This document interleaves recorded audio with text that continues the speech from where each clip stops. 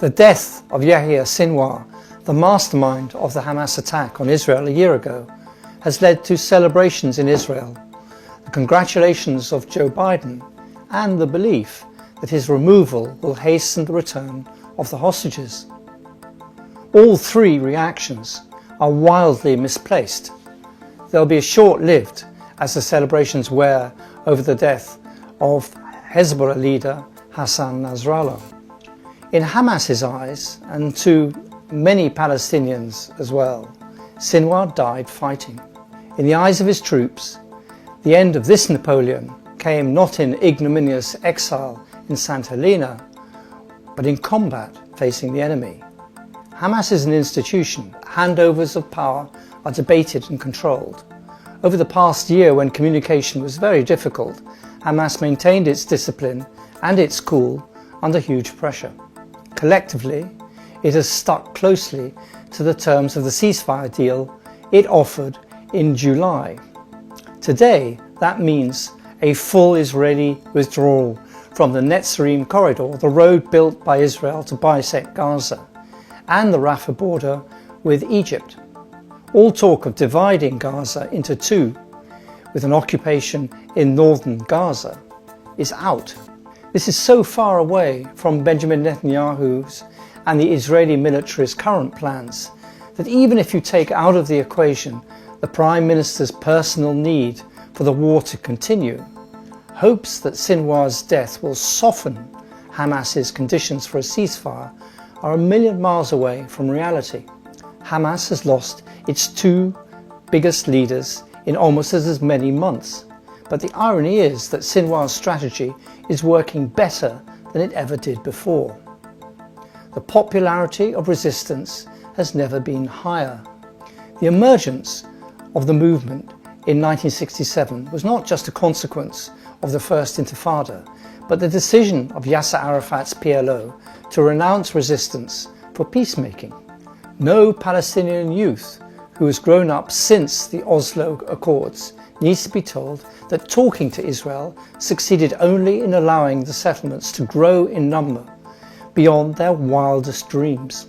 Today, the Golan Heights are annexed, and 2/3 of the West Bank are about to go the same way. Under the current military plan to give up to 400,000 people left in northern Gaza the option of starving or dying, the army is in the process of ethnically cleansing 1/3 of Gaza. At no other point in the history of this conflict has the need to fight back seemed more urgent. At no other point has the need for Palestinians to stay put and stand their ground, even at the cost of dying on it, seemed more vital. Not just to the Palestinians besieged in Gaza, but to the Shia in Lebanon, Sunni fighters in Syria and Iraq, and the population of Jordan too. Unlike Gaza, Netanyahu's campaign in Lebanon has broad political support. If Netanyahu's plans to starve the population of northern Gaza out succeeds, South Lebanon will be next. Mir Ben Shabbat, a former national security advisor and chief of staff for national security, said that Israel had three options in its current operation in Lebanon: either to create a security zone under Israeli military control, or to offer a political settlement that would allow Israel to enforce a new regime at the border, or to empty the land along the entire border. Shabbat favours the last alternative. The advantage of this, he writes, is it would convey the message that terrorism against Israel causes loss of territory. Attack little Israel and you get greater Israel.